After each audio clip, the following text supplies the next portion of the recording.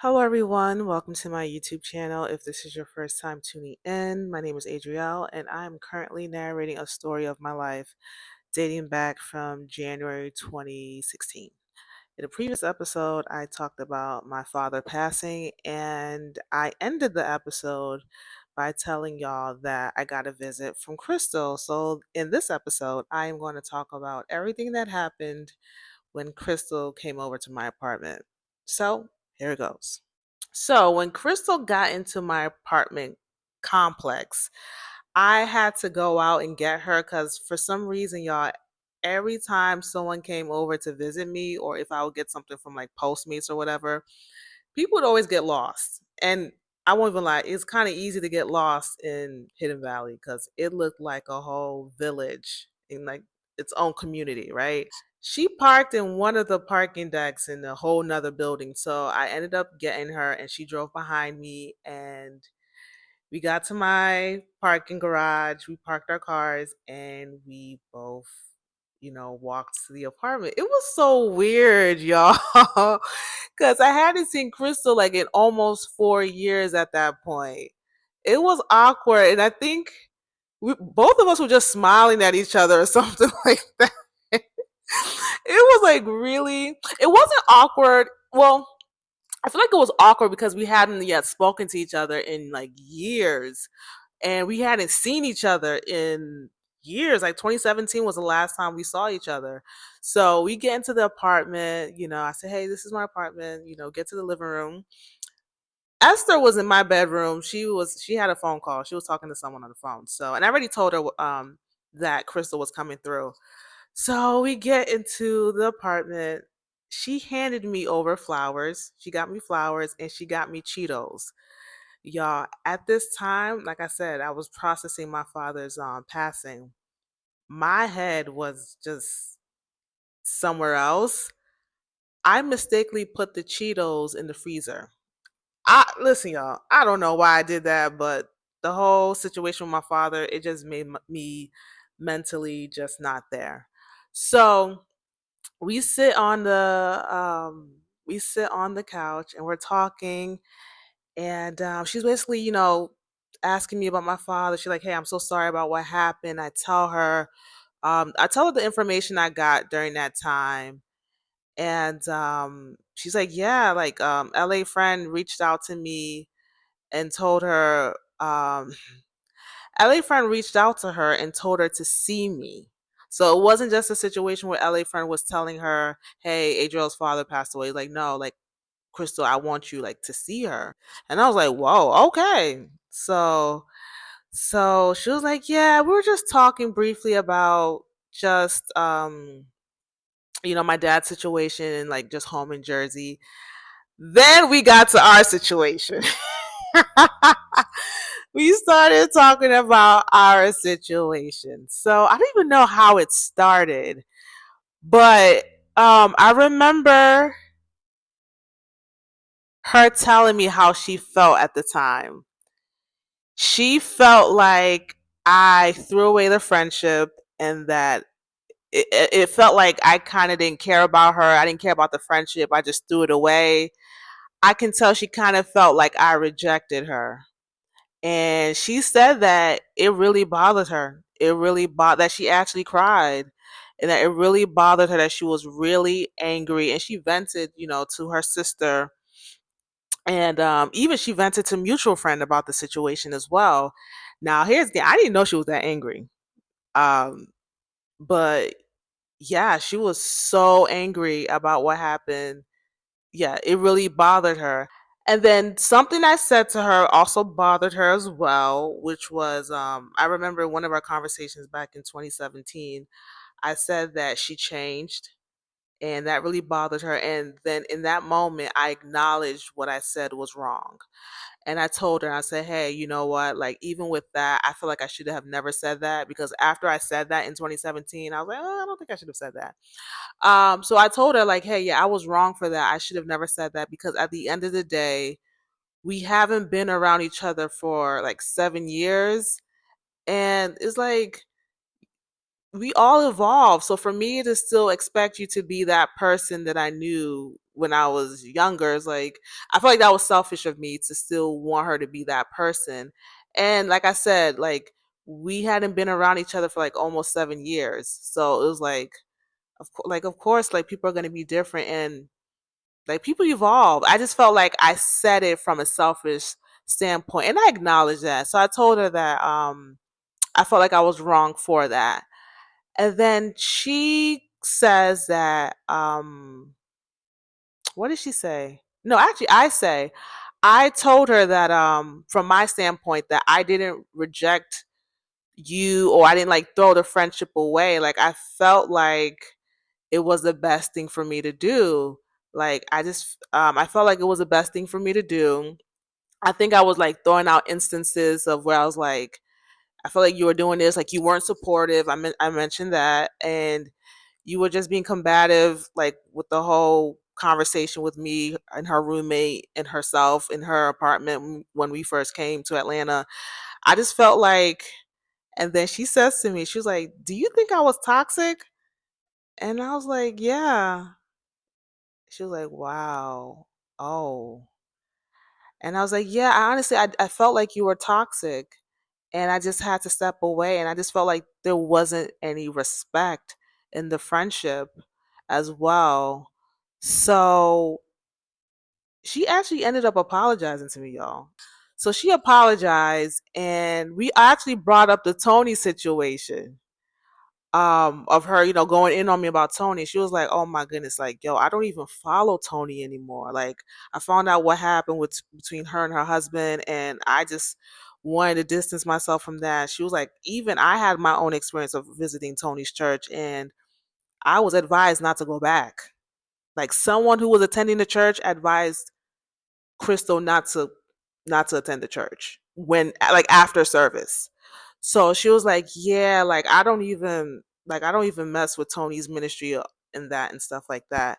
So yeah, we just apologized to each other. But she said something that was very interesting, and she said that she felt like me and her were codependent on one another.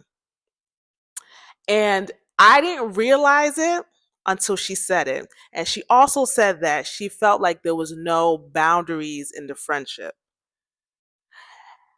And that too, that was something that I didn't realize also. And something I didn't mention to Crystal, I never said this to her, but I can say it right now, was I noticed with the whole codependency situation, I can take ownership on that because when it came to Crystal, I felt like I was trying to push her into this best friend category that she didn't necessarily ask for. And the reason why I was doing that was because, y'all, I felt like I never really truly had a best friend like my entire life. Like I've had people I've called best friend, but I didn't feel like they were my best friend. And the closest person I had in my life, as well, closest friend I had was Crystal. So unknowingly to her, I was trying to push her into that best friend category. So I wanted so much from her or out of her. And it was like, no, like, yes, we're close friends, but it's like I can't demand certain things that's not if that person's not holding that title. So when she said that there was this codependency going on, yeah, yeah, I was codependent on her because I wanted her to be my best friend so bad. And then when it wasn't working out, it was like, oh no, I can't do this. I can't do the disrespect. I can't, I can't do this. That was something that I realized, on that day when she said that. And I kind of feel like it goes back into like putting people in front of God, or putting people in places that they're not supposed to be in, because at the end you would be disappointed. I think that's what happened between me and Crystal. Like I wanted her to fit this best friend category. I put her on this pedestal, and when it wasn't working out, I was like, "Oh no, I can't do this." So I'm glad that she mentioned that because that was an eye-opening revelation for me. I remember saying to her that I remember saying to her that that I had to make the choice to like not be friends with her, and to be honest, I was like, "Yo, I don't regret it." And she said, "Me too." She said, "Me too." Like, honestly, she was like, "I feel like we don't have anything in common." Now, I was surprised that she said that at that time because I felt like in 2017 we had so much in common. But in actuality, y'all, we really didn't. Our lives were going in two different directions. And if we had stayed friends, like let's say there was no disrespect, there was no like issues, eventually we would have ended the friendship because we really were going on two different paths. And I later on found out about that. So yeah, so she was right. Yeah, like we had nothing in common. We outgrew each other, really. We outgrew each other. And so yeah, I felt like that conversation was about us just coming together and like, yo, there's no bad blood. There's no bad blood. You know, things happen, friendships end. Um, yeah, and I feel like it was all peace. And then we talked a little bit. Now, I did say to her that, listen, when we weren't friends, there was a time where I did check on you on social media. She's like, I did the same thing. Oh my goodness.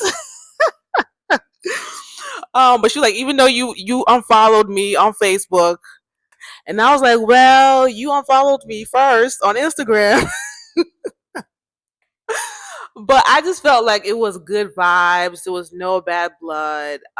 We realized that we just weren't compatible as friends anymore. And, you know, it happened. So I was glad we had that conversation. She was there for like a couple hours and then she left.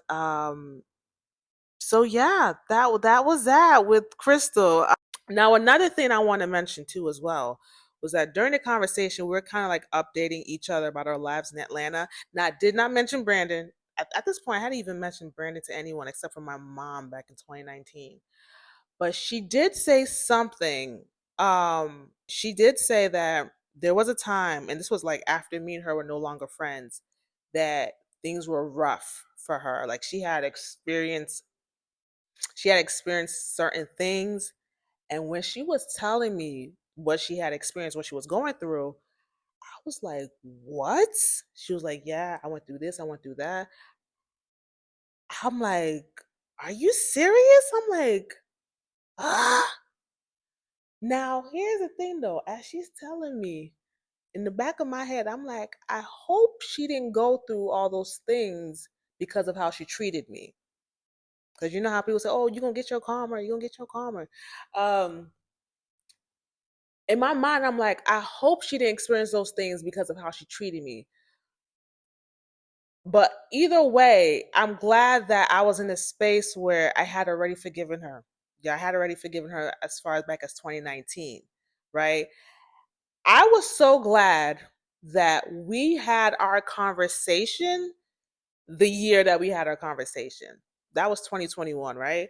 I'm glad we had it at that time because had we had that conversation, let's say 2018 or 2019, oh my goodness, I would have been so rude.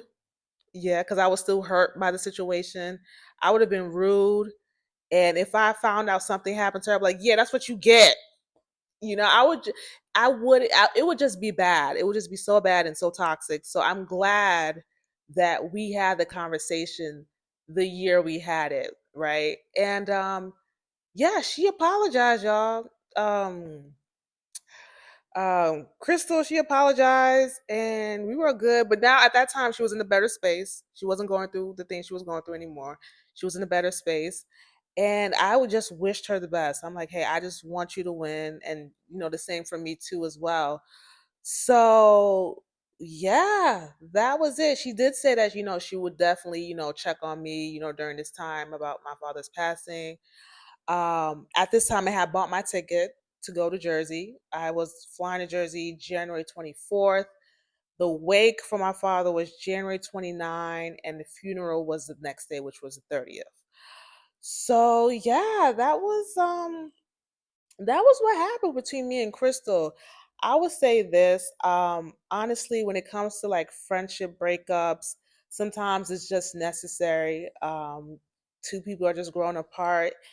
And also, I feel like if it's a situation where there was like some type of pain or betrayal, if you're someone who has gone through that, please find it in your heart to forgive that person because you honestly don't know what people are going through.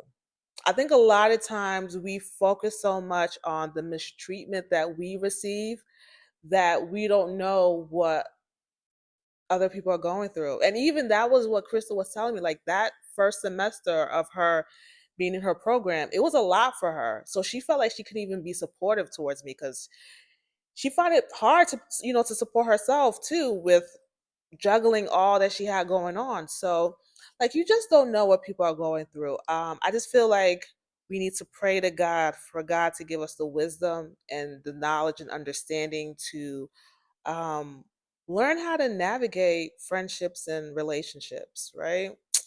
So, yeah, so that was what happened between Crystal and I. And yeah, so the next episode, I'll talk about everything that happened up until when I went back to Jersey. So if you are liking and unliking this story, please comment, subscribe, share. Please also click the notification bell as well. And I'll see you in my next episode.